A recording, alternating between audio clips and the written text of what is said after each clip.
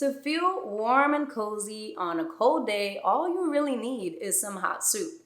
Today, we'll be making not one, but two Asian-inspired soups. The first will be a loaded miso soup, which is my personal favorite, and the second is a Massaman dumpling curry soup. I'm Veggie let's get veggie.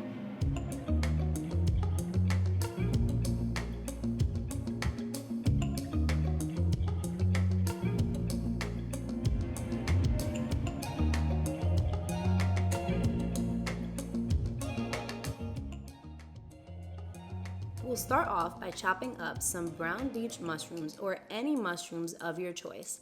And yes, that's really what they're called. You can also use shiitake mushrooms or even maitake mushrooms, which are also called hen of the woods, and that's my favorite mushroom of all time, but they're a little harder to find. I'm just separating the stems of these guys because they grow in clusters.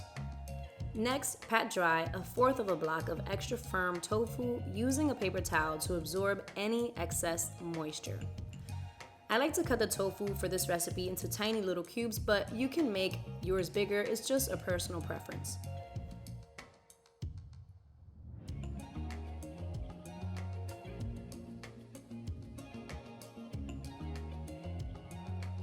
Add a bit of mild flavored oil into a heated pot. Toss in the mushrooms and allow these to brown a bit for 4 to 5 minutes.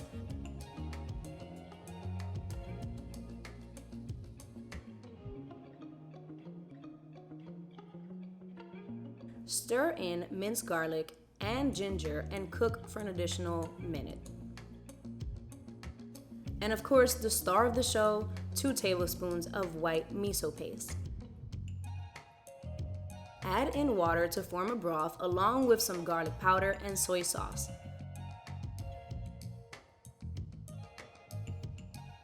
Stir well, and once a low boil is reached, add in some ramen noodles or any noodles of your choice.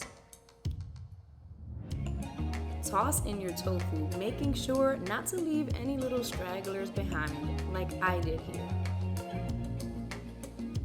Stir once again and add in some seaweed. I'm using seasoned snack seaweed, but you can use wakame seaweed, which is traditionally used in miso soup. Cook until the ramen is fully cooked, served, and enjoy.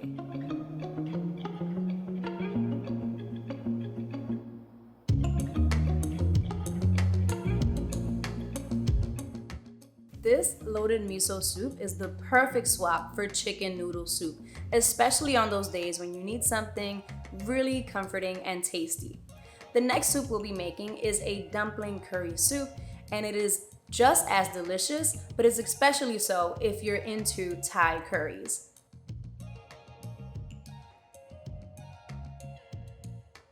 We're starting off by washing some bok choy, and you want to make sure that you wash this really well because sometimes they have dirt in between the leaves. Cut the bok choy by slicing it into half, quarters, and then into smaller pieces. At this point, you can wash the bok choy again if you see any leftover debris.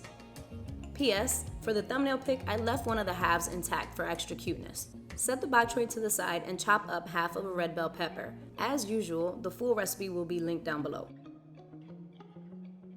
Again, we're adding a bit of mild flavored oil into a heated pot, but you can also use coconut oil.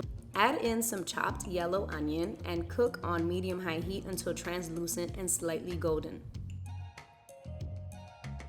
Also into the pot goes minced garlic and ginger. Stir these in and cook for 1 minute or until fragrant. In also goes 3 tablespoons of Massaman curry paste, which you can get at most Asian markets or Thai markets. And this stuff is pretty mild, so don't be scared away by the color. I'm adding in some water to make our broth along with 2 teaspoons of better than bouillon vegetable base for a nice savory base. At this point, you would add a crucial ingredient which I completely forgot to add in this video, which is 1 cup of coconut milk. Then we add in the bok choy, the chopped red bell pepper, a little bit of sugar, and frozen vegetable dumplings of your choice, which you can also find at most Asian markets. Allow the soup to cook until the dumplings are fully cooked, serve, and enjoy. So that's it, Veggie Fam. Thank you guys so much for watching. I hope you guys enjoyed this video. If you make this recipe or any of my other recipes, I would love to see what you made. Tag me on Instagram using the hashtag VeggieFam. I will talk to you guys soon. I love you. Bye.